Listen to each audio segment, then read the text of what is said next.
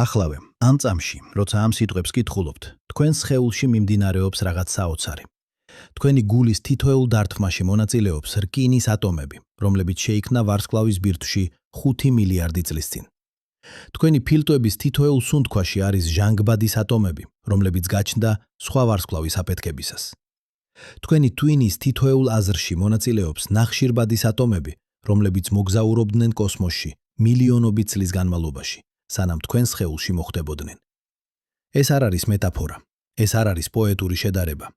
ეს არის უშუალო ფიზიკური რეალობა, რომელიც დადასტურებულია ათასობით ექსპერიმენტით და დაკვირვებით. თქვენ ხართ ვარსკვლავების მტვერი. სიტყვასიტყვით, დავიწყოთ იქიდან, სადაც ახლა ხართ. შეხედეთ თქვენს ხელს. 5 თითი, კანი, ძვლები, კუნთები. ჩვეულებრივი ადამიანის ხელი. მაგრამ თუ შევძლებდით ამ ხელის შიგნით ჩახედვას, თუ შევძლებდით ატომურ დონეზე დაკვირვებას, დავინახავდით რაღაც წარმოუდგენელს. თქვენს ხელში არის დაახლოებით 1 ოქტილიონი ატომი. ეს არის ერთიანი, რომლის შემდეგ მოდის 27 ნული. რიცხვი იმდენად დიდი, რომ ადამიანის გონება ვერ ითვისებს მას. მაგრამ ყველაზე საოცარი არ არის რაოდენობა, საოცარია წარმოშობა. ნახშირბადის ატომი თქვენი ხელის კანში არ შეიქმნა დედის საშვილოსნოში, არ შეიქმნა საკვებიდან, რომელიც ჭამეთ, არ შეიქმნა დედამიწაზე. ეს ატომი შეიქმნა ვარსკვლავის ბირთვში, სადაც ტემპერატურა აღწევდა 15 მილიონ გრადუს ცელსიუსით. იქ, იმ წარმოუდგენელ სიცხეში, ჰელიუმის ატომები შეერწყნენ ერთმანეთს და შექმნეს ნახშირბადი. პროცესი, რომელსაც ასტროფიზიკოსები უწოდებენ ბირთვულ სინთეზს. რკინის ატომი თქვენს სისხლში გაიარა კიდევ უფრო დრამატული გზა. რკინა არ შეიძლება შეიქმნას ჩვეულებრივ ვარსკვლავში. მისი შესაქმნელად საჭიროა ვარსკვლავის სიკვდილი. კონკრეტულად სუპერნოვას აფეთქება. წარმოიდგინეთ, რომ შეკუმშავთ სამყაროს მთელ ისტორიას ერთ წელიწადში. 14 მილიარდი წელი ხდება 365 დღედ. ამ მასშტაბით დიდი აფეთქება ხდება 1 იანვარს შუაღამისას. პირველი ვარსკვლავები ჩნდებიან იანვრის შუა რიცხვებში. ჩვენი მზის სისტემა კალიბდება მხოლოდ 1 სექტემბერს. დინოზავრები ჩნდებიან 25 დეკემბერს. ადამიანის ცივილიზაცია იწყება 29 დეკემბერს, ღამის 11 საათზე, 55 წუთსა და 52 წამზე. მაგრამ ატომები თქვენს სხეულში, ისინი შეიქმნა იანვრიდან აგვისტომდე. ისინი უფრო ძველია ვიდრე დედამიწა, უფრო ძველია ვიდრე მზე, უფრო ძველია ვიდრე ყველაფერი, რასაც ჩვენს პლანეტას უწოდებთ სახლს. ეხლა წარმოიდგინეთ რაღაც წარმოუდგენელი. წარმოიდგინეთ ქალაქი ღამით, ზემოდან. მილიონობით შუქი, მილიონობით ფანჯარა, მილიონობით ადაბით ადამიანი, რომელთაგან თითოეული ცხოვრობს თავის ცხოვრებას. ყოველი შუქი არის ცალკე ისტორია, ცალკე სამყარო. ქალაქი ჩანს როგორც ერთი ორგანიზმი, მაგრამ შედგება უამრავი ინდივიდუალური ცხოვრებისგან. ახლა წარმოიდგინეთ გალაქტიკა. 100 მილიარდი ვარსკვლავი, რომელთაგან თითოეული არის ბირთვული ღუმელი, რომელიც აწარმოებს ელემენტებს. ყოველი ვარსკვლავი არის ქიმიური ქარხანა, რომელიც გარდაქმნის მარტივ ელემენტებს რთულ ელემენტებად. გალაქტიკა ჩანს როგორც ერთი სტრუქტურა, მაგრამ შედგება უამრავი ინდივიდუალური ვარსკვლავური ცხოვრებისგან. და ის აუცრება. ეს ორი სისტემა დაკავშირებულია. ქალაქის ყოველი ადამიანი შედგება ატომებისგან, რომლებიც შეიქმნა გალაქტიკის ვარსკვლავებში. ჩვენ არ ვართ ცალკე კოსმოსისგან. ჩვენ ვართ კოსმოსის ნაწილი, რომელიც შეიძინა შეგნებას. 1945 წელს ფრედ ჰოილმა, ბრიტანელმა ასტროფიზიკოსმა კემბრიჯის უნივერსიტეტიდან, პირველად ჩამოაყალიბა თეორია ვარსკვლავურ ნუკლეოსინთეზზე. მან აჩვენა, რომ ყველა ქიმიური ელემენტი, რომელიც უფრო მძიმეა ვიდრე ჰელიუმი, შეიქმნა ვარსკვლავების ბირთვებში. ეს იყო რევოლუციური იდეა. ადრე მეცნიერები თვლიდნენ, რომ ყველა ელემენტი შეიქმნა დიდი აფეთქების დროს. ჰოილმა დაამტკიცა, რომ ვარსკვლავები არიან ქიმიური ელემენტების ქარხნები. 1957 წელს ჰოილმა და მისმა კოლეგებმა გამოაქვეყნეს სტატია, რომელიც დრემდე ითვლება ერთ-ერთ ყველაზე მნიშვნელოვან ნაშრომად ასტროფიზიკაში. მათ დეტალურად აღწერეს, როგორ იქნება თითოეული ელემენტი პერიოდულ სისტემაში. ნახშირბადი იქნება ჰელიუმის შერწყმით. ჟანგბადი იქნება ნახშირბადის შერწყმით. ნეონი, მაგნიუმი, სილიციუმი, გოგირდი. თითოეული ელემენტი არის წინა ელემენტების შერწყმის შედეგი. მაგრამ რკინამდე. რკინა არის ბოლო ელემენტი, რომელიც შეიძლება შეიქმნას ჩვეულებრივი ბირთვული სინთეზით. რკინის ატომი იმდენად მჭიდროდ არის შეკრული, რომ მისი შემდგომი შერწყმა აღარ გამოყოფს ენერგიას. პირიქით, ის მოითხოვს ენერგიას. ამიტომ რკინა არის ვარსკვლავის სიკვდილის ნიშანი. წარმოიდგინეთ ვარსკვლავი, რომელიც 10-ჯერ უფრო მასიურია ვიდრე ჩვენი მზე. მილიონობით წლის განმავლობაში ის წვავს წყალბადს, აწარმოებს ჰელიუმს. შემდეგ წვავს ჰელიუმს, აწარმოებს ნახშირბადს. შემდეგ ნახშირბადს აწარმოებს ჟანგბადს. ყოველი ეტაპი გრძელდება უფრო მოკლე დროს. წყალბადის წვა გრძელდება მილიონობით წელს. ჰელიუმის წვა ასობით ათასობით წელს. ნახშირბადის წვა ათასობით წელს. ბოლოს ვარსკვლავის ბირთვში იწყება რკინის წარმოება და აქ ხდება რაღაც კატასტროფული. რკინა არ გამოყოფს ენერგიას, ის აბსორბირებს ენერგიას. ვარსკვლავის ბირთვი იწყებს გაციებას. გრავიტაცია, რომელიც მილიონობით წლის განმავლობაში იყო დაბალანსებული ბირთვული სინთეზის წნევით, უეცრად კარგავს თავის მოწინააღმდეგეს და ვარსკვლავი იწყებს კოლაფსს. ეს არ არის ნელი პროცესი. ეს არის კატასტროფა, რომელიც ხდება წამებში. ვარსკვლავის ბირთვი, რომლის ზომა იყო დედამიწის ზომის, იკუმშება ქალაქის ზომამდე, შემდეგ მთის ზომამდე, შემდეგ მთიდომამდე, შემდეგ შენობის ზომამდე. ყველაფერი ხდება ერთ წამში. წნევა ხდება იმდენად დიდი, რომ ელექტრონები იჯულებულნი არიან შეერწყნენ პროტონებს და შექმნან ნეიტრონები. მთელი ვარსკვლავის ბირთვი გარდაიქმნება გიგანტურ ატომურ ბირთვად, რომელიც შედგება თითქმის მხოლოდ ნეიტრონებისგან. ნეიტრონული ვარსკვლავი. მაგრამ კოლაფსი იმდენად სწრაფია, რომ ვარსკვლავის გარე ფენები არ აქვს დრო გაიგოს, რომ ბირთვი გაქრა. ისინი აგრძელებენ დაცემას შიგნით, მილიონობით კილომეტრი საათში. და შემდეგ ხდება შეჯახება. წარმოიდგინეთ ოკეანის ტალღა, რომელიც ეცემა კლდეს. წარმოიდგინეთ ის ენერგია, რომელიც გამოიყოფა შეჯახებისას. ახლა გაამრავლეთ ეს ენერგია მილიარდჯერ. შემდეგ კიდევ მილიარდჯერ. შემდეგ კიდევ მილიარდჯერ. თქვენ მაინც ვერ მიუახლოდებით იმ ენერგიას, რომელიც გამოიყოფა, როცა ვარსკვლავის გარე ფენები ეჯახება ნეიტრონულ ბირთვს. ხდება უკუარეკლა. შოკური ტალღა, რომელიც მოძრაობს გარეთ, სინათლის სიჩქარის ნახევარი სიჩქარით. ეს ტალღა ატარებს ენერგიას, რომელიც უდრის მთელი გალაქტიკის ენერგიას. ერთი ვარსკვლავი რამდენიმე წამის განმავლობაში ანათებს ისე ძლიერად, როგორც 100 მილიარდი ვარსკვლავი ერთად. ეს არის სუპერნოვა. და ამ წარმოუდგენელი ენერგიის პირობებში ხდება რაღაც საოცარი. ნეიტრონები იწყებენ შეერწყმას ატომურ ბირთვებს. რკინა, რომელიც იყო ბოლო ელემენტი ჩვეულებრივი სინთეზისთვის, ხდება საწყისი წერტილი ახალი სინთეზისთვის. იქმნება კობალტი, ნიკელი, სპილენძი, თუთია. იქმნება ოქრო, ვერცხლი, პლატინა. იქმნება ურანი, პლუტონიუმი, ყველა ის ელემენტი, რომელიც უფრო მძიმეა ვიდრე რკინა. ყველა ეს ელემენტი იქმნება რამდენიმე წამში. მთელი პერიოდული სისტემის ზედანახევარი იქმნება ერთი ვარსკვლავის სიკვდილის მომენტში და შემდეგ ეს ელემენტები იწყებენ მოგზაურობას. სუპერნოვას აფეთქება ისროლავს მათ კოსმოსში მილიონობით კილომეტრი საათის სიჩქარით. ისინი ფრენენ გალაქტიკაში, ნელ-ნელა ნელდებიან, ნელ-ნელა ფანტავენ. ზოგი მოხვდება სხვა ვარსკვლავის გრავიტაციულ ველში, ზოგი დარჩება კოსმოსში მილიონობით წლის განმავლობაში. მაგრამ ზოგი მოხვდება აქ. 5 მილიარდი წელი წინ ჩვენი მზის სისტემა არ არსებობდა. იყო მხოლოდ ღრუბელი გაზისა და მტვრისა, რომელიც ნელ-ნელა ბრუნავდა კოსმოსში. ეს ღრუბელი შეიცავდა წყალბადს და ჰელიუმს დიდი აფეთქებიდან, მაგრამ ასევე შეიცავდა რაღაც სხვას. შეიცავდა ნახშირბადს, ჟანგბადს, რკინას, ყველა იმ ელემენტს, რომელიც შეიქმნა წინა თაობის ვარსკვლავებში. ეს ღრუბელი იყო სასაფლაო. მასში იყო ათობით, ასობო, ათობით, ასობით, შესაძლოა ათასობით ვარსკვლავის ნარჩენები. ყოველი ატომი, რომელიც უფრო მძიმეა ვიდრე ჰელიუმი, იყო მემკვიდრეობა წარსული ვარსკვლავებისგან. და ამ სასაფლაოდან დაიბადა ახალი სიცოცხლე. 4 მილიარდი 646 მილიონი წლის წინ რაღაცამ შეაშფოთა ეს ღრუბელი. შესაძლოა ახლომდებარე სუპერნოვას შოკურმა ტალღამ. შესაძლოა სხვა ვარსკვლავის გრავიტაციულმა ზემოქმედებამ. მიზეზი არ არის მთავარი. მთავარია შედეგი. ღრუბელი დაიწყო კოლაფსი. გრავიტაცია დაიწყო მატერიის შეკრება ცენტრისკენ. ღრუბელი დაიწყო უფრო სწრაფად ბრუნვა, ისევე როგორც ფიგურული სრიალის მოციგურავე ბრუნავს უფრო სწრაფად, როცა იკუმშება. ღრუბელი გარდაიქმნა დისკოდ. ცხელი ბრუნავი დისკო გაზისა და მტვრისა. ცენტრში, სადაც წნევა და ტემპერატურა იყო ყველაზე მაღალი, დაიწყო ბირთვული სინთეზი. დაიბადა ვარსკვლავი, ჩვენი მზე. მაგრამ დისკოში, მზის გარშემო, დარჩა მატერია. ეს მატერია დაიწყო შეკრება. მტვრის მარცლები ერთმანეთს ეჯახებოდა და ერთმანეთს ეკრებოდა. წარმოიქმნა მცირე ობიექტები, რომლებსაც პლანეტეზიმალებს უწოდებენ. ეს პლანეტეზიმალები ერთმანეთს ეჯახებოდა და ქმნიდა უფრო დიდ ობიექტებს. პროცესი გრძელდებოდა მილიონობით წლის განმავლობაში და ბოლოს, დაახლოებით 4 მილიარდი 600 მილიონი წლის წინ, ჩამოყალიბდა დედამიწა. პლანეტა, რომელიც შედგებოდა ვარსკვლავების ნარჩენებისგან. პლანეტა, რომლის თითოეული ატომი იყო მემკვიდრეობა კოსმოსური კატასტროფებისგან. პლანეტა, რომელიც თავისთავად იყო ახალი დასაწყისი. პირველი მილიარდი წლის განმავლობაში დედამიწა იყო ჯოჯოხეთი. ვულკანები ამოფრქვევდნენ ლავას, ასტეროიდები ეცემოდნენ ზედაპირს. ატმოსფერო შეიცავდა მეთანს, ამიაკს, წყალბადს, მაგრამ არა ჟანგბადს. არანაირი სიცოცხლე არ შეეძლო არსებობა ამ პირობებში. მაგრამ ნელ-ნელა პლანეტა იწყებს გაციებას. ზედაპირზე კონდენსირდება წყალი, წარმოიქმნება ოკეანეები.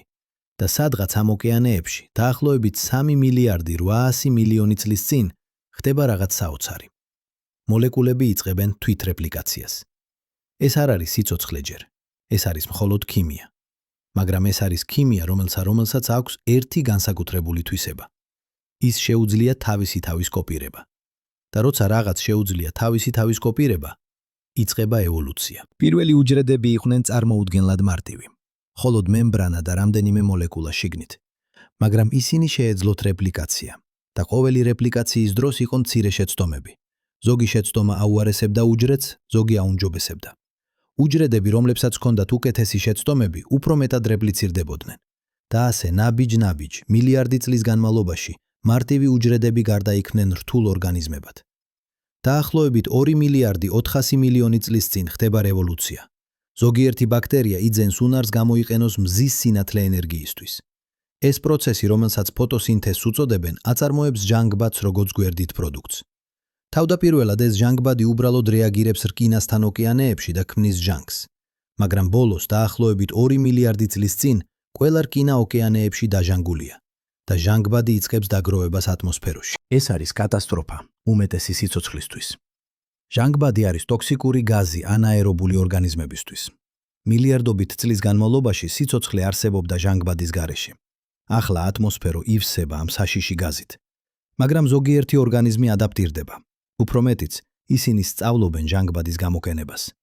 აღმოჩნდება, რომ ჟანგბადი შეიძლება გამოყენებულ იქნას ძალიან ეფექტური ენერგიის წყაროდ. ორგანიზმები, რომლებიც იყენებენ ჟანგბადს, იღებენ 15-ჯერ მეტ ენერგიას, ვიდრე ანაერობული ორგანიზმები. და ეს ენერგია იძლევა საშუალებას რთული სიცოცხლის განვითარებას. დაახლოებით 600 მილიონი წლის წინ ხდება კიდევ ერთი რევოლუცია. ჩნდება პირველი მრავალუჯრედიანი ორგანიზმები. უჯრედები იწყებენ სპეციალიზაციას. ზოგი უჯრედი ხდება კანი, ზოგი ხდება კუნთი, ზოგი ხდება ნერვული უჯრედი. და ნერვული უჯრედები იწყებენ ქსელების ფორმირებას. პირველი პრიმიტიული ტვინები. 550 მილიონი წლის წინ ოკეანეები ივსება უცნაური არსებებით. ტრილობიტები, რომლებსაც აქვთ რთული თვალები.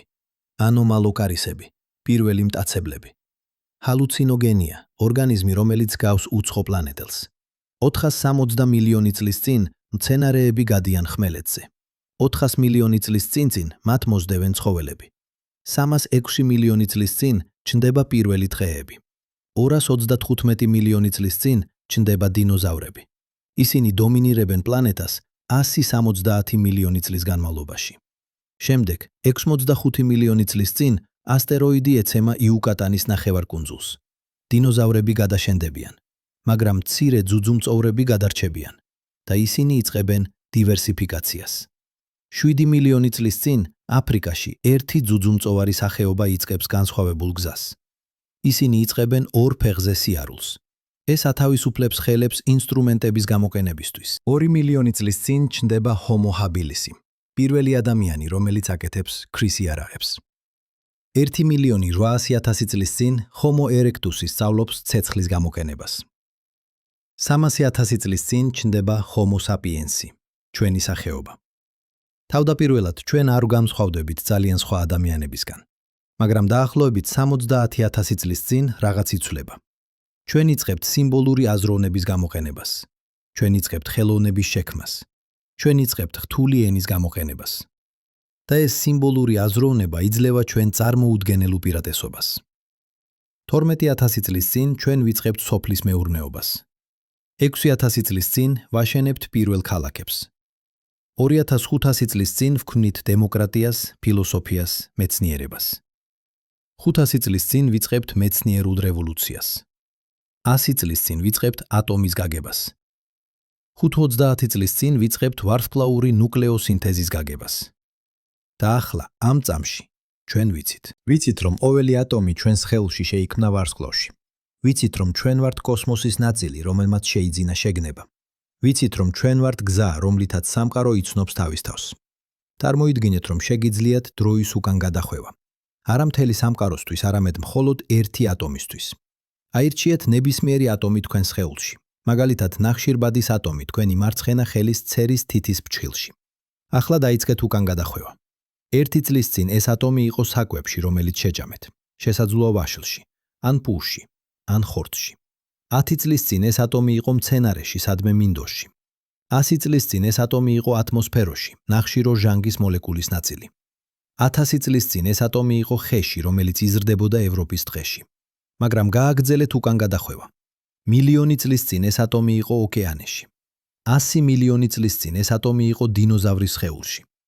მილიარდი წლის წინ ეს ატომი იყო ბაქტერიაში. 4 მილიარდი წლის წინ ეს ატომი იყო ნაწილი იმ თურის ღრუბლისა, რომელიც ყალიბდებოდა მზის სისტემად. მაგრამ საიდან მოვიდა ეს ატომი ღრუბელში? 5 მილიარდი წლის წინ ეს ატომი იყო კოსმოსში, მოგზაურობდა გალაქტიკაში. 6 მილიარდი წლის წინ ეს ატომი იყო ვარსკვლავის გარეფენაში. 7 მილიარდი წლის წინ ეს ატომი შეიქმნა იმ ვარსკვლავის ბირთვში, ჰელიუმის ატომების შერწყმით. ერთი ატომი, 7 მილიარდი წლის მოგზაურობა. და ახლა ის არის თქვენს ფრჩხილში. ახლა ჩაატარეთ სხვა ექსპერიმენტი. წარმოიდგინეთ, რომ შეგიძლიათ მონიშნოთ ყველა ატომი თქვენს სხეულში. მიანიჭოთ მათ უხილავი ფერი, რომელიც მხოლოდ თქვენ ხედავთ. ახლა დაელოდეთ. დაელოდეთ 1 წელი. რა მოხდება?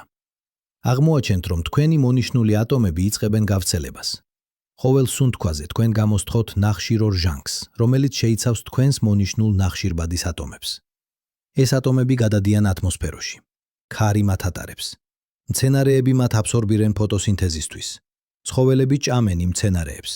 სხვა ადამიანები ჭამენ იმ ცხოველებს. 1 წლის შემდეგ თქვენი მონიშნული ატომები იქნებიან ათასობით ადამიანში, მთელს მსოფლიოში. 5 წლის შემდეგ ისინი იქნებიან მილიონობით ადამიანში. 10 წლის შემდეგ პრაქტიკულად ყველა ადამიანი დედამიწაზე ექნება რამდენიმე ატომი, რომელიც ოდესღაც იყო თქვენ სხეულში. მაგრამ ეს მუშაობს ორივე მიმართულებით. ახლა ამ წამში თქვენ სხეულში არის ატომები, რომლებიც ოდესღაც იყვნენ იულიუს კეისარში. ატომები, რომლებიც იყვნენ კლეოპატრაში. ატომები, რომლებიც იყვნენ ბუდაში, იესოში, მუხამედში. ატომები, რომლებიც იყვნენ ლეონარდო და ვინჩიში, ნიუტონში, აინშტაინში. ჩვენ ვართ ერთი. არა მეტაფორულად, ფიზიკურად. ჩვენი ატომები მუდმივად ცვლიან ადგილებს. ჩვენ ვართ დროებითი კონფიგურაცია ატომებისა, რომლებიც იყვნენ და იქნებიან უამრავ სხვა არსებაში. როგორ ვიცით ეს ყველაფერი? როგორ შეგვიძლია ვთქვათ, რომ ატომები ჩვენ სხეულში შეიქმნა ვარსკვლავებში? ეს არ არის მხოლოდ თეორია, ეს არის ფაქტი, რომელიც დადასტურებულია ათასობით გაზომვით. ერთ-ერთი მეთოდი არის იზოტოპური ანალიზი. ყოველი ქიმიური ელემენტი შეიძლება არსებობდეს სხვადასხვა ფორმით, რომლებსაც იზოტოპებს უწოდებენ. მაგალითად, ნახშირბადს აქვს 2 სტაბილური იზოტოპი, ნახშირბადი 12 და ნახშირბადი 13.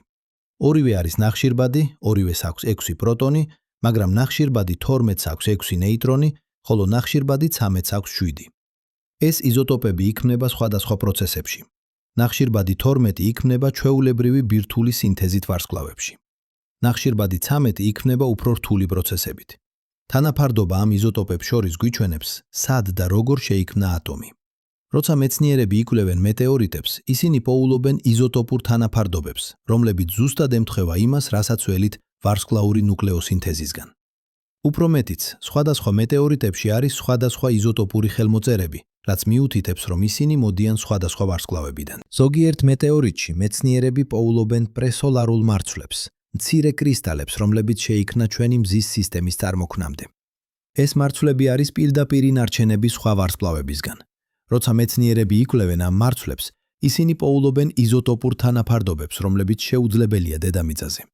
ეს მარცვლები შეიქმნა სხვა ვარსკვლავებში, სხვა პირობებში, სხვა დროში და ეს მარცვლები ახლა არის ჩვენში. ახლა შევხედოთ ატომს თავად. რა არის ატომი? 1915 წელს ერნესტ რეზერფორდმა აღმოაჩინა, რომ ატომი არ არის მყარი ბურთი. ის არის უმეტესად ცარიელი სივრცე. ცენტრში არის პატარა მკვრივი ბირთვი, რომელიც შეიცავს პროტონებს და ნეიტრონებს. ამ ბირთვის გარშემო უზარმაზარ მანძილზე ბრუნავენ ელექტრონები. რამდენად პატარაა ბირთვი? წარმოიდგინეთ, რომ გაზარდეთ ატომი სტადიონის ზომამდე. ამ მასშტაბით ბირთვი იქნება ბურთის ზომის. ყველაფერი სხვა, მთელი სტადიონი არის ცარიელი სივრცე, სადაც ბრუნავენ ელექტრონები. მაგრამ ეს ცარიელი სივრცე არ არის, ნამდვილად ცარიელი. ის სავსეა ელექტრომაგნიტური ველით. ეს ველი არის ის, რაც აძლევს ატომს მის ზომას, მის ფორმას, მის ქიმიურ თვისებებს. ეს ველი არის ის, რაც აძლევს მატერიას მის სიმყარეს. როცა თქვენი ხელი ეხება მაგიდას, თქვენი ხელის ატომები არ ეხებიან მაგიდის ატომებს. ის, რაც ხდება, არის ის, რომ ელექტრონული ღრუბლები თქვენი ხელის ატომებში და მაგიდის ატომებში ერთმანეთს უგდებენ. ელექტრომაგნიტური ძალა, რომელიც აძლევს ატომებს მათ ზომას, ასევე არის ძალა, რომელიც გვაძლევს შეგრძნებას შეხების. ყველაფერი, რასაც თქვენ ეხებით, ყველაფერი, რასაც ხედავთ, ყველაფერი, რასაც გრძნობთ, ეს ყველაფერი არის ელექტრომაგნიტური ძალების ურთიერთქმედება ატომებს შორის, რომლებიც შეიქმნა ვარსკვლავებში. ეხლა გავაფართოვოთ ეს პერსპექტივა. ატომი ჰგავს მზის სისტემას. პატარა ბირთვის ცენტრში ელექტრონები ბრუნავენ გარშემო. მაგრამ მზის სისტემა თავად არის ნაწილი გალაქტიკისა. და გალაქტიკა არის ნაწილი გალაქტიკებების ჯგუფისა. და ჯგუფი არის ნაწილი სუპერჯგუფისა. და სუპერჯგუფი არის ნაწილი კოსმოსური ქსელისა, რომელიც ვრცელდება მთელ სამყაროში. ყოველ დონეზე ჩვენ ვხედავთ ერთსა და იმავე პატერნს. მცირე ობიექტები ქმნიან უფრო დიდ სტრუქტურებს. ატომები ქმნიან მოლეკულებს, მოლეკულები ქმნიან უჯრედებს, უჯრედები ქმნიან ორგანიზმებს, ორგანიზმები ქმნიან ეკოსისტემებს, ეკოსისტემები ქმნიან ბიოსფეროს და ბიოსფერო არის ნაწილი პლანეტისა, პლანეტა არის ნაწილი მზის სისტემისა, მზის სისტემა არის ნაწილი გალაქტიკისა, გალაქტიკა არის ნაწილი სამყაროსი. ყოველ დონეზე სირთულე იზრდება. ატომი უფრო რთულია ვიდრე ელემენტარული ნაწილაკები, რომლებიც მას ქმნიან. მოლეკულა უფრო რთულია ვიდრე ატომები. უჯრედი უფრო რთულია ვიდრე მოლეკულები. ორგანიზმი უფრო რთულია ვიდრე უჯრედები. და ადამიანი. ადამიანი არის ყველაზე რთული სტრუქტურა, რომელიც ჩვენ ვიცით სამყაროში. ადამიანის ტვინი შეიცავს დაახლოებით 86 მილიარდი ნეირონს. ყოველი ნეირონი დაკავშირებულია ათასობით სხვა ნეირონთან. ეს ნიშნავს, რომ ადამიანის ტვინში არის დაახლოებით 100 ტრილიონი სინაფსი, კავშირი ნეირონებს შორის. ეს რიცხვი იმდენად დიდია, რომ ის აღემატება ვარსკვლავების რაოდენობას ჩვენს გალაქტიკაში. თქვენი ტვინი უფრო რთულია ვიდრე გალაქტიკა, მაგრამ ყველაზე საოცარი არ არის რთულება. საოცარია ის, რაც წარმოიქმნება ამ რთულებიდან. შეგნება. რა არის შეგნება? ეს არის ერთ-ერთი ყველაზე ძნელი კითხვა მეცნიერებაში. ჩვენ ვიცით, რომ შეგნება წარმოიქმნება ტვინის აქტივობიდან. ჩვენ ვიცით, რომ როცა ნეირონები ანთებენ გარკვეულ პატერნებში, ჩვენ ვგრძნობთ, ვფიქრობთ, ვიხსენებთ. მაგრამ როგორ? როგორ წარმოიქმნება სუბიექტური გამოცდილება ობიექტური ფიზიკური პროცესებიდან? ეს არის ის, რასაც ფილოსოფოსები უწოდებენ რთულ პრობლემას შეგნების შესახებ. ჩვენ შეგვიძლია ავხსნათ, როგორ მუშაობს ტვინი. ჩვენ შეგვიძლია ავხსნათ, როგორ ამუშავებს ინფორმაციას. მაგრამ ჩვენ ვერ ვხსნით, რატომ არის ეს ინფორმაციის დამუშავება თან ახლავს სუბიექტური გამოცდილება. მაგრამ შესაძლოა ჩვენ ვეძებთ არასწორ ადგილას. შესაძლოა შეგნება არ არის რაღაც, რაც ემატება ფიზიკურ პროცესებს. შესაძლოა შეგნება არის თვისება, რომელიც წარმოიქმნება, როცა ინფორმაციის დამუშავება აღწევს გარკვეულ დონეს რთულებისა. ეს არის ის, რასაც მეცნიერები უწოდებენ ემერჯენტულ თვისებას. წყალი სველია, მაგრამ ინდივიდუალური წყალბადისა და ჟანგბადის ატომები არ არიან სველები. სიცხე არის თვისება, რომელიც წარმოიქმნება ატომების სწრაფი მოძრაობიდან, მაგრამ ინდივიდუალური ატომი არ არის ცხელი. შესაძლოა შეგნება არის თვისება, რომელიც წარმოიქმნება ნეირონების რთული ურთიერთქმედებიდან, მაგრამ ინდივიდუალური ნეირონი არ არის შეგნებული. თუ ეს მართალია, მაშინ შეგნება არ არის რაღაც განსაკუთრებული, რაც დაემატა სამყაროს. შეგნება არის რაღაც, რაც წარმოიქმნება, როცა მატერია ორგანიზდება გარკვეული გზით. და ეს ნიშნავს, რომ შეგნება არის ფუნდამენტური ნაწილი სამყაროსი, ისევე როგორც მასა, ენერგია, სივრცე და დრო. 1945 წელს ფრედ ჰოილი იჯდა თავის ოფისში კემბრიჯში და ითვლიდა. ის ცდილობდა გაეგო, როგორ შეიძლება შეიქმნას ნახშირბადი ვაშკლავებში. პრობლემა იყო ის, რომ ჩვეულებრივი პირობებით ჰელიუმის ატომები არ უნდა შეერწყნენ ნახშირბადის შესაქმნელად. ენერგიული ბარიერი იყო ძალიან მაღალი. მაგრამ ჰოილმა გააკეთა რაღაც გენიალური. ის იფიქრა, თუ ნახშირბადი არსებობს და ის აშკარად არსებობს, რადგან ჩვენ შედგებით ნახშირბადისგან, მაშინ უნდა არსებობდეს გზა მის შესაქმნელად. და თუ ჩვეულებრივი პროცესები არ მუშაობს, მაშინ უნდა არსებობდეს არაჩვეულებრივი პროცესი. ის გამოთვალა, რომ ნახშირბადის ატომს უნდა ჰქონდეს განსაკუთრებული ენერგიული დონე, რომელიც ზუსტად ემთხვევა ჰელიუმის ატომების ენერგიას. ეს რეზონანსი საშუალებას მისცემდა ჰელიუმის ატომებს შეერწყნენ ნახშირბადის შესაქმნელად, მიუხედავად ენერგიული ბარიერისა. ის გაგზავნა თავისი პროგნოზი ექსპერიმენტატორებთან და ისინი იპოვეს ზუსტად ის ენერგიული დონე, რომელიც ჰოილმა იწინასწარმეტყველა. ეს იყო ერთ-ერთი ყველაზე მნიშვნელოვანი დადასტურება ვარსკვლავური ნუკლეოსინთეზის თეორიისა. მაგრამ ჰოილისთვის ეს იყო რაღაც მეტი. ეს იყო მომენტი, როცა მან გააცნობიერა რაღაც ღრმა. სამყარო არ არის შემთხვევითი. ფიზიკის კანონონები არ არის თვითნებური.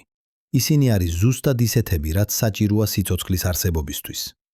თუ ნახშირბადის ენერგიული დონე იქნებოდა ოდნავ განსხვავებული, ნახშირბადი არ შეიქმნებოდა ვარსკვლავებში და გარეშე ნახშირბადისა არ იქნებოდა რთული მოლეკულები, არ იქნებოდა დნმ, არ იქნებოდა სიცოცხლე, არ იქნებოდა ჩვენ. ეს დაკვირვება გახდა ცნობილი როგორც ანთროპული პრინციპი. სუსტი ფორმულება ამბობს, ჩვენ ვაკვირდებით სამყაროს, რომელიც თავსებადია ჩვენი არსებობით, რადგან თუ ის არ იქნებოდა თავსებადი, ჩვენ არ ვიქნებოდით აქ მის დასაკვირვებლად. ეს ჟრევს როგორც ტავტოლოგია, მაგრამ მას აქვს ღრმა შედეგები. ფიზიკის კანონები შეიცავს რამდენიმე ფუნდამენტურ კონსტანტას, რიცხვებს, რომლებიც განსაზღვრავს, როგორ მუშაობს სამყარო. მაგალითად, ელექტრომაგნიტური ძალის სიძლიერე, გრავიტაციული მუდმივა, ელექტრონის მასა. ეს კონსტანტები ჩანს თვითნებურად. არავინ იცის, რატომ აქვთ ისინი ზუსტად ის მნიშვნელობები, რაც აქვთ. მაგრამ აღმოჩნდა, რომ თუ ეს კონსტანტები იქნებოდა ოდნავ განსხვავებული, სიცოცხლე იქნებოდა შეუძლებელი. თუ ელექტრომაგნიტური ძალა იქნებოდა ოდნავ უფრო ძლიერი, ელექტრონები არ შეძლებდნენ ბილთვების გარშემო ბრუნვას. არ იქნებოდა ატომები. თუ გრავიტაცია იქნებოდა ოდნავ უფრო ძლიერი, ვარსკვლავები წვავდნენ ძალიან სწრაფად და არ იქნებოდა დრო სიცოცხლის განვითარებისთვის. თუ ელექტრონის მასა იქნებოდა ოდნავ განსხვავებული, ქიმია იქნებოდა შეუძლებელი. სამყარო ჩანს ზუსტად მორგებულად სიცოცხლისთვის. ულად სიცოცხლისთვის. და ეს აჩენს ღრმა კითხვას. რატომ? ერთი შესაძლო პასუხი არის მულტივერსი. შესაძლოა არსებობს უამრავი სამყარო თითოეული სხვადასხვა ფიზიკის კანონებით. უმეტესობა ამ სამყაროებისა არის უდაბური, არანაირი ვარსკვლავები, არანაირი პლანეტები, არანაირი სიცოცხლე. მაგრამ ზოგიერთ სამყაროში შემთხვევით კონსტანტები არის ზუსტად სწორი სიცოცხლისთვის. და ჩვენ რა თქმა უნდა ვიპოვით თავს ერთ-ერთ ამ იშვიათ სამყაროში. არა იმიტომ, რომ სამყარო შეიქმნა ჩვენთვის, არამედ იმიტომ, რომ ჩვენ შეგვიძლია არსებობა მხოლოდ სამყაროში, რომელიც თავსებადია ჩვენი არსებობით. ეს პერსპექტივა ერთდროულად არის დამამცირებელი და გამაოგნებელი. დამამცირებელი, რადგან ის გვიჩვენებს, რომ ჩვენ არ ვართ განსაკუთრებულები. ჩვენი სამყარო არის მხოლოდ ერთი უამრავიდან. გამაოგნებელი, რადგან ის გვიჩვენებს, რამდენად იშვიათი და ფასეული არის ჩვენი არსებობა. მაგრამ არსებობს სხვა პერსპექტივა. შესაძლოა სამყარო არ არის შემთხვევითი.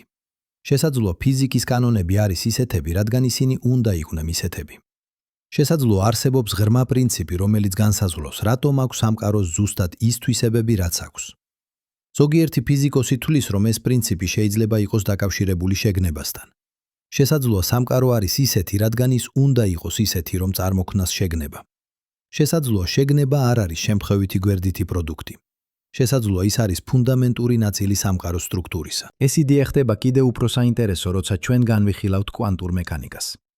კვანტური მექანიკა არის თეორია, რომელიც აღწერს, როგორ იქცევიან ნაწილაკები ატომურ დონეზე. და ის გვიჩვენებს რაღაც წარმოუდგენელს. ნაწილაკები არ აქვთ განსაზღვრული თვისებები, სანამ ისინი არ იქნებიან დაკვირვებული. მაგალითად, ელექტრონი არ არის კონკრეტულ ადგილას, სანამ თქვენ არ გაზომავთ მის პოზიციას. ადრე გაზომვამდე ელექტრონი არის ერთდროულად ყველა შესაძლო ადგილას. ის არის ალბათობის ტალღა, რომელიც ვრცელდება სივრცეში. მხოლოდ როცა თქვენ აკვირდებით, ალბათობის ტალღა კოლაფსივდება და ელექტრონი ჩნდება კონკრეტულ ადგილას. ეს არ არის მხოლოდ ჩვენი უმეცრება. ეს არ არის ის, რომ ელექტრონი არის კონკრეტულ ადგილას და ჩვენ უბრალოდ არ ვიცით სად. კვანტური მექანიკა ამბობს, რომ ელექტრონი ნამდვილად არ არის კონკრეტულ ადგილას, სანამ არ იქნება დაკვირვებული. რეალობა თავად არის განუსაზღვრელი, სანამ არ იქნება დაკვირვებული. ეს აჩენს ღრმა კითხვას. რა არის დაკვირვება? რა განსხვავებას ქმნის დაკვირვება? ადრეული ინტერპრეტაციები კვანტური მექანიკისა ვარაუდობდნენ, რომ შეგნებული დამკვირვებელი არის საჭირო. მხოლოდ შეგნებული არსება შეუძლია გამოიწვიოს ალბათობის ტალღის კოლაფსი. თანამედროვე ფიზიკოსების უმეტესობა არ არეთანხმება ამ ინტერპრეტაციას. ისინი თვლიან, რომ ნებისმიერი ურთიერთქმედება გარემოსთან შეუძლია გამოიწვიოს კოლაფსი, არა მხოლოდ შეგნებული დაკვირვება. მაგრამ კითხვა რჩება, რატომ არსებობს განსაზღვრული რეალობა საერთოდ? რატომ არ რჩება ყველაფერი ალბათობის ტალღების სუპერპოზიციაში? ზოგიერთი ფიზიკოსი ახლა თვლის, რომ პასუხი შეიძლება იყოს ინფორმაციაში. შესაძლოა ფუნდამენტური რეალობა არ არის მატერია და ენერგია. შესაძლოა ფუნდამენტური რეალობა არის ინფორმაცია. ეს იდეა მომდინარეობს რამდენიმე წყაროდან. ერთი არის შავი ხვრელების თერმოდინამიკა.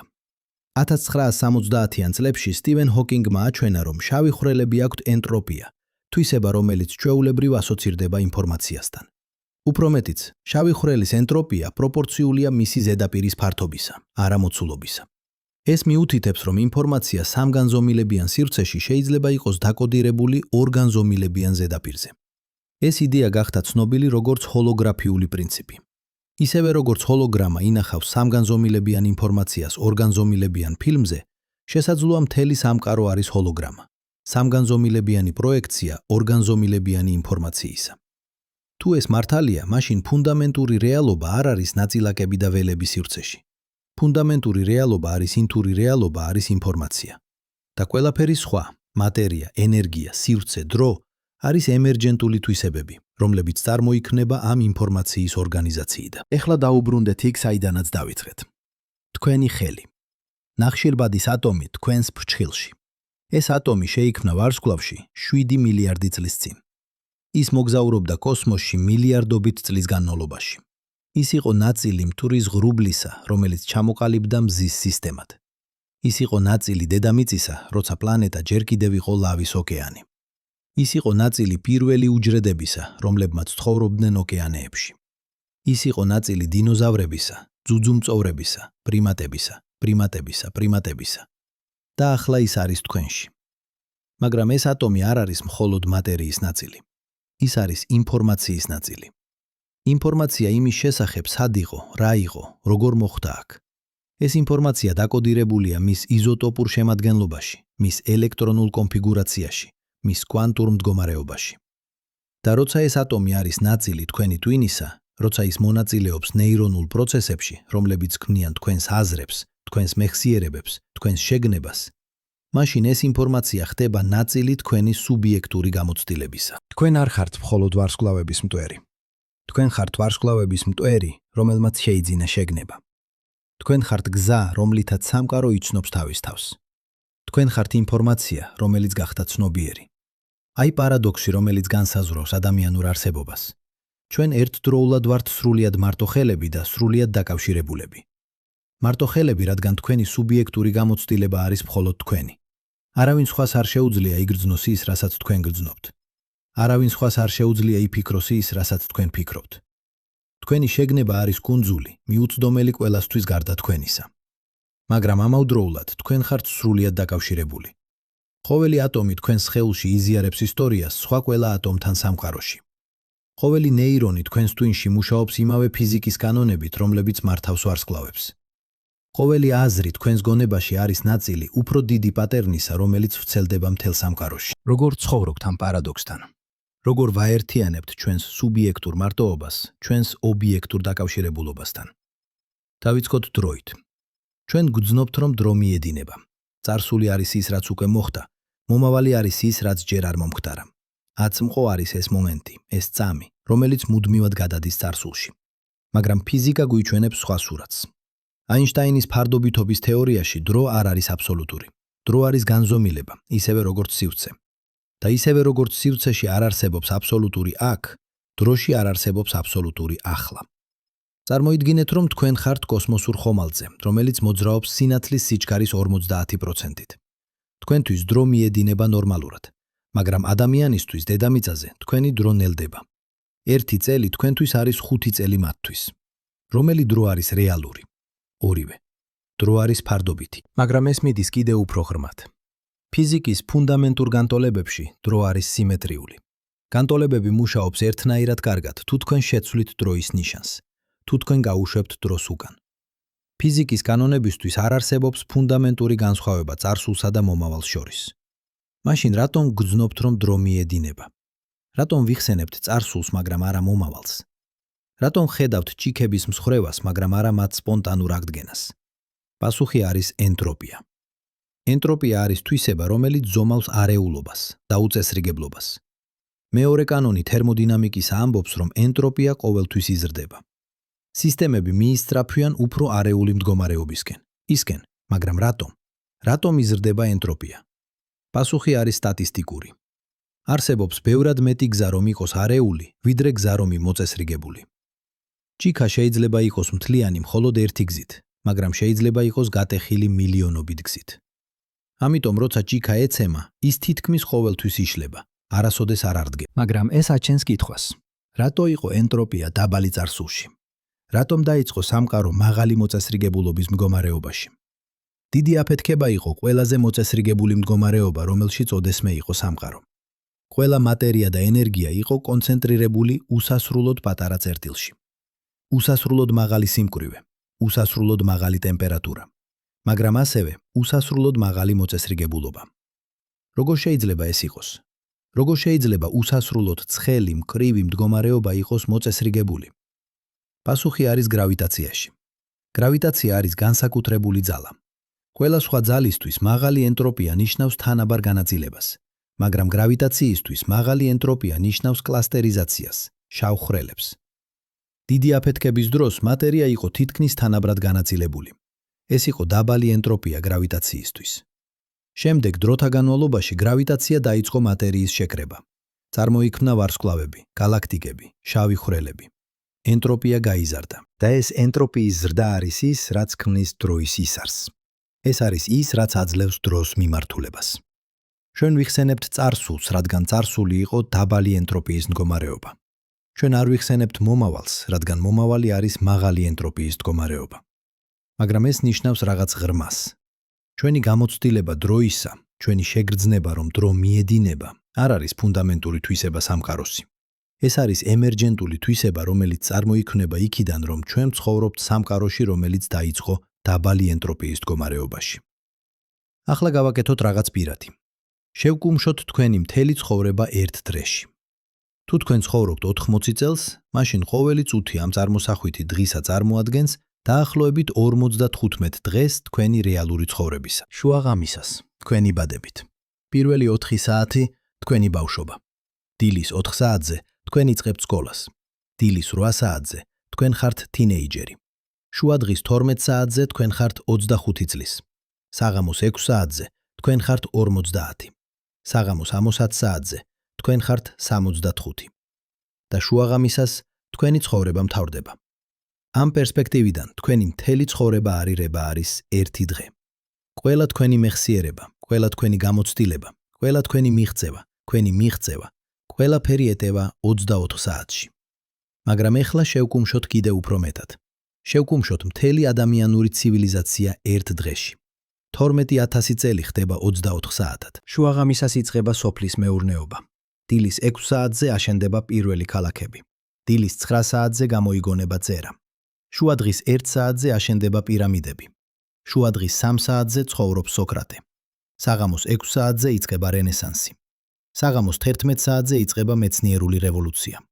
საღამოს 11 საათსა და 45 წუთზე აღმოაჩენენ ელექტრობას. საღამოს 11 საათსა და 59 წუთზე აინშტაინი აქვეყნებს ფარდობითობის თეორიას. საღამოს 11 საათსა და 59 წუთსა და 35 წამზე აღმოაჩენენ დნმ-ის სტრუქტურას. საღამოს 11 საათსა და 55 წუთსა და 35 წამზე ადამიანი დგება მთვარეზე. და ბოლო 5 წუთი ეს არის ციფრული რევოლუცია. ინტერნეტი, სმარტფონები, ხელოვნური ინტელექტი. ყველაფერი, რაც განსაზღვრავს თანამედროვე ცხოვრებას, მოხდა ბოლო 5 წუთში ამ წარმოსახვითი დღისა. ეხლა გავაკეთოთ სხვა პარალელი. ნეირონი თქვენს ტვინში ცხოვრობს დაახლოებით 100 წელს, თქვენი მთელი ცხოვრების განმავლობაში. მაგრამ ინდივიდუალური ნეირონი არ არის შეგნებული. ის არის უბრალოდ უჯრედი, რომელიც იღებს სიგნალებს, ამუშავებს მათ და აგზავნის სიგნალებს სხვა ნეირონებთან. შეგნება წარმოიქმნება მხოლოდ მაშინ, როცა მილიარდობით ნეირონი მუშაობს ერთად. ინდივიდუალური ნეირონი არ იცის, რომ ის არის ნაწილი შეგნებული არსებისა. ის უბრალოდ აკეთებს თავის საქმეს, იღებს სიგნალებს, ამუშავებს, აგზავნის. ეხლა წარმოიდგინეთ, რომ ადამიანები არიან ნეირონების მსგავსი. ყოველი ადამიანი არის ინდივიდუალური ერთეული, რომელიც იღებს ინფორმაციას, ამუშავებს მას და აგზავნის სხვებთან. და ისევე როგორც ნეირონები ქმნიან twins, ადამიანები ქმნიან საზოგადოებას. არის თუ არა საზოგადოება შეგნებული? ეს არის ღია კითხვა, მაგრამ ცხადია, რომ საზოგადოებას აქვს თვისებები, რომლებიც არ გააჩნია ინდივიდუალურ ადამიანებს. საზოგადოებას აქვს კოლექტიური მეხსიერება, ისტორია, კულტურა, ტრადიციები. საზოგადოებას აქვს კოლექტიური ინტელექტი, მეცნიერება, ტექნოლოგია, ხელოვნება. საზოგადოებას აქვს კოლექტიური მიზნები, გადარჩენა, განვითარება, გაფართოება. და ისევე როგორც ინდივიდუალური ნეირონი არ იცის, რომ ის არის ნაწილი შეგნებული twin-ისა, შესაძლოა ინდივიდუალური ადამიანი არ იცის, რომ ის არის ნაწილი რაღაც უფრო დიდისა. ეს იდეა ხდება კიდევ უფრო ძლიერი, როცა ჩვენ განვიხილავთ მთელ ბიოსფეროს. ბიოსფერო არის ყველა სიცოცხლე დედამიწაზე, ყველა მცენარე, ყველა ცხოველი, ყველა მიკროორგანიზმი. და ეს სიცოცხლე არ არის ცალკეული ერთეულების კოლექცია. ეს არის ურთიერთდაკავშირებული სისტემა. მცენარეები აწარმოებენ ჟანგბადს, ცხოველები სუნთქავენ ჟანგბადს და აწარმოებენ ნახშირორ ჟანგს. მცენარეები იყენებენ ნახშირორ ჟანგს ფოტოსინთეზისთვის. ბაქტერიები შლიან მკვდარ ორგანიზმებს და აბრუნებენ ნუტრიენტებს ნიადაგში. მცენარეები იყენებენ ამ ნუტრიენტებს ზრდისთვის. ეს არის ციკლი, რომელიც აკავშირებს ყველა სიცოცხლეს დედამიწაზე, მაგრამ ეს მიდის კიდევ უფრო ღრმად. ბიოსფერო არა მხოლოდ რეაგირებს გარემოზე, ის ცვლის გარემოს. მცენარეებმა შექმნეს ჟანგბადიანი ატმოსფერო. ტყეები გავლენას ახდენენ წვიმის პატერნებზე. ფიტოპლანქტონი ოკეანეებში გავლენას ახდენს ღრუბლების ფორმირებაზე. ბიოსფერო აქტიურად ქმნის პირობებს, რომლებიც საჭიროა მისი საკუთარი არსებობისთვის. ეს იდეა ცნობილია როგორც გაია ჰიპოთეზა, რომელიც ჩამოაყალიბა ჯეიმს ლავლოკმა 1970-იან წლებში. ლავლოკი ვარაუდობდა, რომ დედამიწა იქცევა როგორც ერთი თვითრეგულირებადი სისტემა, რომელიც ინარჩუნებს პირობებს, რომლებიც ხელსაყრელია სიცოცხლისთვის. ეს არ ნიშნავს, რომ დედამიწა არის შეგნებული არსება, მაგრამ ეს ნიშნავს, რომ დედამიწა არის სისტემა, რომელსაც აქვს თვისებები, რომლებიც არ გააჩნია მის ინდივიდუალურ კომპონენტებს. ისევე როგორც თქვენი სხეული არის სისტემა, რომელსაც აქვს თვისებები, რომლებიც არ გააჩნია ინდივიდუალურ უჯრედებს. ახლა გავაფართოოთ ეს პერსპექტივა კიდევ უფრო მეტად. დედამიწა არის ნაწილი მზის სისტემისა. მზის სისტემა არის ნაწილი galaktikისა. Galaktika არის ნაწილი სამყაროსი. და ყოველ დონეზე ჩვენ ხედავთ ერთსა და იმავე პატერნს. ნაწილები ქმნიან მთლიანობას, რომელსაც აქვს თვისებები, რომლებიც არ გააჩნია ინდივიდუალურ ნაწილებს. მაგრამ აქ არის ყველაზე საოცარი ნაწილი. ეს პატერნი მუშაობს ორივე მიმართულებით. არა მხოლოდ ნაწილები ქმნიან მთლიანობას, მთლიანობა ასევე ქმნის ნაწილებს. თქვენი ატომები შეიქმნა ვარსკვლავებში, მაგრამ ვარსკვლავები შეიქმნა galaktikებში. galaktikები შეიქმნა სამყაროში. სამყარო შეიქმნა რაში? ეს არის კითხვა, რომელზეც ჩვენ არ გვაქვს პასუხი. მაგრამ ის, რაც ცხადია, არის ის, რომ ყოველი დონე არის დამოკიდებული ყველა სხვა დონეზე. თქვენ არ შეიძლება გქონდეთ ატომები გარეშე ვარსკვლავებისა. თქვენ არ შეიძლება გქონდეთ ვარსკვლავები გარეშე galaktikებისა. თქვენ არ შეიძლება გქონდეთ galaktikები გარეშე სამყაროსი. და თქვენ არ შეიძლება გქონდეთ სამყარო გარეშე რისა? ზოგიერთი ფიზიკოსი ვარაუდობს, რომ პასუხი შეიძლება იყოს დამკვირვებელში. სამყარო არსებობს, რადგან არსებობს დამკვირვებლები, რომლებიც აკვირდებიან მას. ეს არ ნიშნავს, რომ სამყარო არ არსებობდა ადამიანების გამოჩენამდე, მაგრამ ეს შეიძლება ნიშნავდეს, რომ სამყაროს თვისებები არის ისეთები, რადგან ისინი უნდა იყვნენ თავსებადი დამკვირვებლების არსებობასთან. ეს მიგვიყვანს ერთ-ერთ ყველაზე ღრმა კითხვამდე. რა არის ჩვენი არსებობის მიზანი? ათასობით წლის განმავლობაში ადამიანები ეძებდნენ მიზანს რელიგიაში. ღმერთმა შექმნა ჩვენ განსაკუთრებული მიზნისთვის. ჩვენ ვართ აქ, რომ ვემსახუროთ ღმერთს, ან რომ ვისწავლოთ გაკვეთილები, ან რომ მოვემზადოთ შემდგომი ცხოვრებისთვის. მაგრამ მეცნიერება გვიჩვენებს სხვა სურათს. ჩვენ არ ვართ შექმნილები განსაკუთრებული მიზნისთვის. ჩვენ ვართ შედეგი ბილიონობით წლის ევოლუციისა. ჩვენ ვართ შედეგი შემთხვევითი მუტაციებისა და ბუნებრივი გადარჩევისა. ჩვენ ვართ შედეგი ვარსკვლავების სიკვდილისა და პლანეტების დაბადებისა. ეს ჟღევს დამამცირებლად. თუ ჩვენ არ ვართ შექმნილები განსაკუთრებული მიზნისთვის, მაშინ რა მნიშვნელობა აქვს ჩვენს არსებობას? მაგრამ აქ არის სხვა გზა ამის დანახვისა. თუ ჩვენ არ ვართ შექმნილები განსაკუთრებული მიზნისთვის, მაშინ ჩვენ თავისუფალნი ვართ შევქმნათ ჩვენი საკუთარი მიზანი. თუ სამყაროს არ აქვს ჩაშენებული მნიშვნელობა, მაშინ ჩვენ შეგვიძლია მივანიჭოთ მას მნიშვნელობა. და აქ არის საოცრება. ჩვენ ვართ ერთადერთი არსებები, რომლებიც ვიცით, რომ შეუძლიათ ეს. ჩვენ ვართ ერთადერთი არსებები, რომლებიც შეუძლიათ იკითხონ კითხვები მნიშვნელობის შესახებ. ჩვენ ვართ ერთადერთი არსებები, რომლებიც შეუძლიათ შექმნან ხელოვნება, მუსიკა, ლიტერატურა. ჩვენ ვართ ერთადერთი არსებები, რომლებიც შეუძლიათ გაიგონ სამყარო და საკუთარი თავი. ეხლა დაფიქრდით ამაზე. როცა თქვენ სწავლობთ ფიზიკას, თქვენ სწავლობთ როგორ მუშაობს სამყარო. მაგრამ თქვენ თავად ხართ ნაწილი სამყაროსი. ამიტომ როცა თქვენ სწავლობთ ფიზიკას, სამყარო სწავლობს საკუთარ თავს. როცა თქვენ აკვირდებით ვარსკვლავებს ტელესკოპით, ვარსკვლავების ატომები თქვენს თვალებში აკვირდებიან ვარსკვლავებს ცაში. როცა თქვენ იკვლევთ ატომს, ატომები თქვენს ტვინში იკვლევენ ატომებს ლაბორატორიაში. როცა თქვენ ფიქრობთ შეგნებაზე, შეგნება ფიქრობს საკუთარ თავზე. ეს არ არის მხოლოდ პოეტური მეტაფორა, ეს არის ლიტერალური ჭეშმარიტება. თქვენ არ ხართ ცალკე სამყაროსგან, რომელიც აკვირდებით. თქვენ ხართ სამყაროს ნაწილი, რომელიც აკვირდება საკუთარ თავს. და ეს ნიშნავს, რომ მეცნიერება არ არის მხოლოდ გზა გარე სამყაროს შესასწავლად. მეცნიერება არის გზა სამყაროს თვითშემეცნებისასა. ყოველი აღმოჩენა მეცნიერებაში არის მომენტი, როცა სამყარო იგებს რაღაც ახალს საკუთარ თავზე. როცა ნიუტონმა აღმოაჩინა გრავიტაციის კანონები, სამყარომ აღმოაჩინა როგორ მუშაობს გრავიტაცია. როცა დარვინმა აღმოაჩინა ევოლუცია, სამყარომ აღმოაჩინა როგორ წარმოიქმნა სიცოცხლე. როცა აინშტაინმა აღმოაჩინა ფარდობითობა, სამყარომ აღმოაჩინა როგორ მუშაობს სივრცე და დრო. როცა ვატსონმა და კრიკმა აღმოაჩინეს დნმ-ის სტრუქტურა, სამყარომ აღმოაჩინა როგორ ინახება გენეტიკური ინფორმაცია. მაგრამ ეს მიდის კიდევ უფრო ღრმად. ჩვენ არა მხოლოდ ვსწავლობთ სამყაროს, ჩვენ ასევე ვცვლით მას. ყოველი ტექნოლოგია, რომელსაც ჩვენ ქმნით, არის გზა, რომლითაც სამყარო ცვლის საკუთარ თავს. როცა ჩვენ ვაშენებთ ტელესკოპს, ჩვენ ვაფართოებთ სამყაროს უნარს დაინახოს საკუთარი თავი. როცა ჩვენ ვაშენებთ მიკროსკოპს, ჩვენ ვაფართოებთ სამყაროს უნარს დაინახოს საკუთარი თავი აკუთარი მცირე დეტალები. როცა ჩვენ ვაშენებთ კომპიუტერს, ჩვენ ვაფართოებთ სამყაროს უნარს დაამუშავოს ინფორმაცია. და ახლა ხელოვნური ინტელექტით ჩვენ თქმით მანქანებს, რომლებსაც შეუძლიათ ისწავლონ, იფიქრონ, შექმნან. ეს მანქანები არ არის ცალკე ჩვენგან. ისინი არიან გაფართოება ჩვენისა. და ჩვენ არ ვართ ცალკე სამყაროსგან, ჩვენ ვართ ნაწილი სამყაროსი. ამიტომ როცა ჩვენ ვქმნით ხელოვნურ ინტელექტს, სამყარო ქმნის ახალ ფორმას ინტელექტისა. როცა ჩვენ ვაგზავნით ხომალდებს სხვა პლანეტებზე, სამყარო ავრცელებს საკუთარ თავს. როცა ჩვენ ვეძებთ სიცოცხლეს სხვა პლანეტებზე, სამყარო ეძებს საკუთარ თავს. წარმოიდგინეთ მომავალი. 1000 წლის შემდეგ ადამიანობა შეიძლება იყოს მრავალპლანეტური სახეობა. ჩვენ შეიძლება ცხოვრობდეთ მარსზე, ევროპაზე, ტიტანზე. ჩვენ შეიძლება ავავაშენოთ სივრცული სადგურები, რომლებიც ბრუნავენ მზის გარშემო. ჩვენ შეიძლება გავაგზავნოთ ხომალდები სხვა ვარსკვლავურ სისტემებში. მილიონი წლის შემდეგ ჩვენი შთამომავლები შეიძლება იყვნენ გავრცელებულნი მთელ გალაქტიკაში. ისინი შეიძლება იყვნენ იმდენად განსხვავებულნი ჩვენგან, რომ ჩვენ ვერც კი ამოვიცნობდით მათ როგორც ჩვენსთან შთამომავლებს. ზოგი შეიძლება იყოს ბიოლოგიური, ზოგი შეიძლება იყოს კიბორგები, ნაწილობრივ ბიოლოგიური, ნაწილობრივ მანქანა. ზოგი შეიძლება იყოს სრულიად ციფრული, შეგნება, რომელიც არსებობს კომპიუტერებში. მაგრამ ყველა ისინი იქნებიან ნაწილი ერთი უწყვეტი ხაზისა, რომელიც იწყება აქ და ახლა.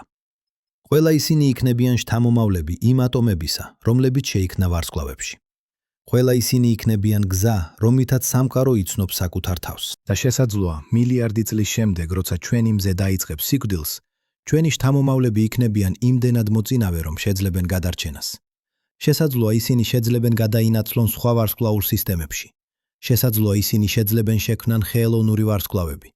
შესაძლოა ისინი შეძლებენ გადარჩენას სამყაროს თერმული სიკვდილის შემდეგაც კი. ან შესაძლოა არა.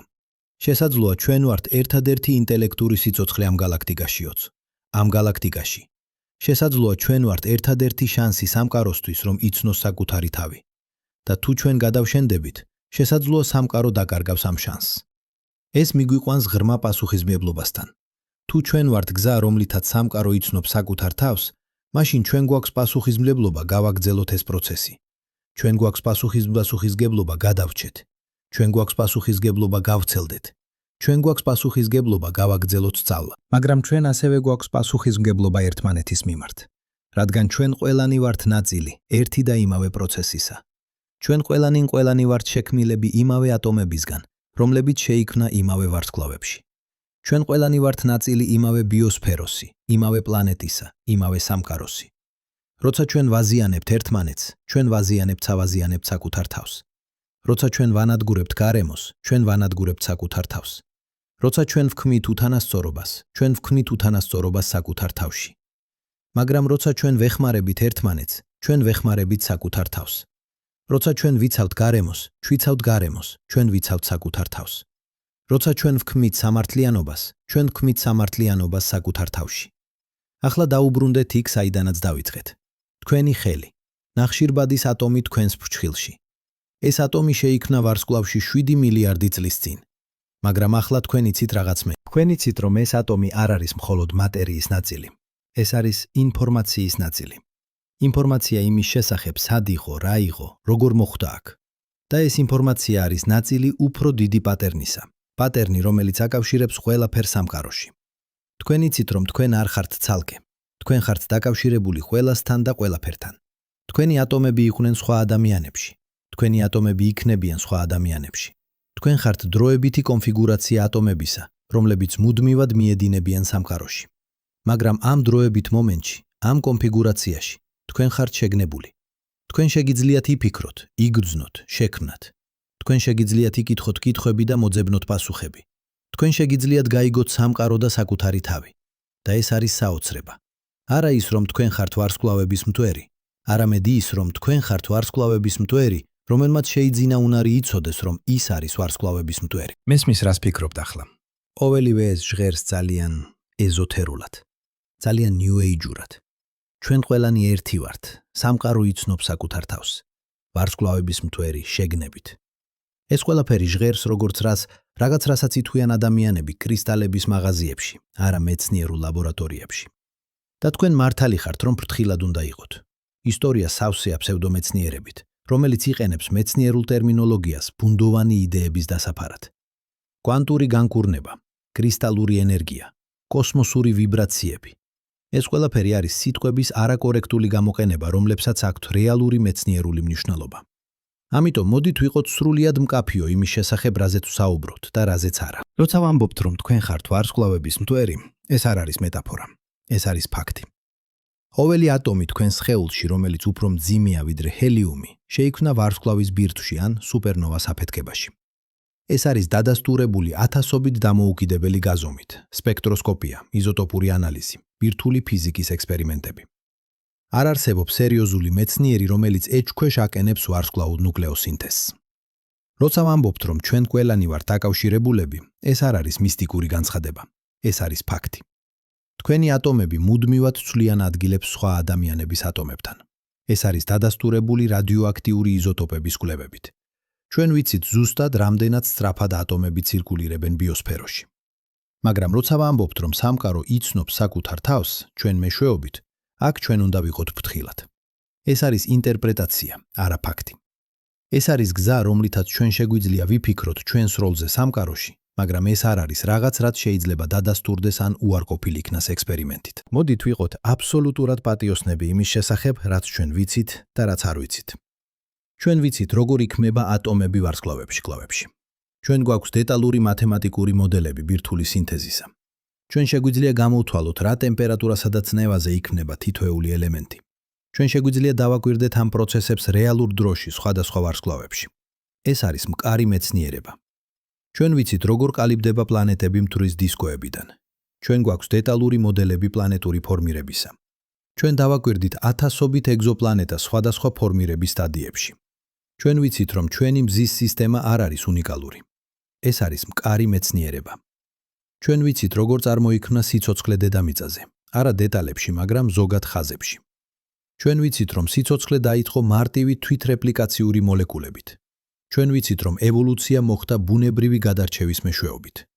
ჩვენ გვაქვს, რომ გვაქვს უზარმაზარი რაოდენობა მტკიცებულებები ფოსილელებიდან, კომფოსილებიდან, გენეტიკიდან, შედარებითი ანატომიიდან.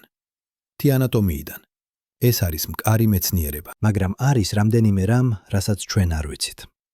ჩვენ არ ვიცით, როგორ წარმოიქმნა პირველი თვითრეპლიკაციური მოლეკულა. ჩვენ გვაქვს ჰიპოთეზები, RNA სამყარო, თიხის კრისტალები, ჰიდროთერმული ხვრელები, მაგრამ ჩვენ არ გვაქვს დამაჯერებელი ექსპერიმენტული დადასტურება. ჩვენ არ ვიცით, როგორ წარმოიქმნა შეგნება. ჩვენ ვიცით, რომ შეგნე დაკავშირებულია ტვინის აქტივობასთან. ჩვენ ვიცით, რომელი ტვინის რეგიონები არის აქტიური სხვადასხვა ტიპის შეგნებული გამოცდილების დროს.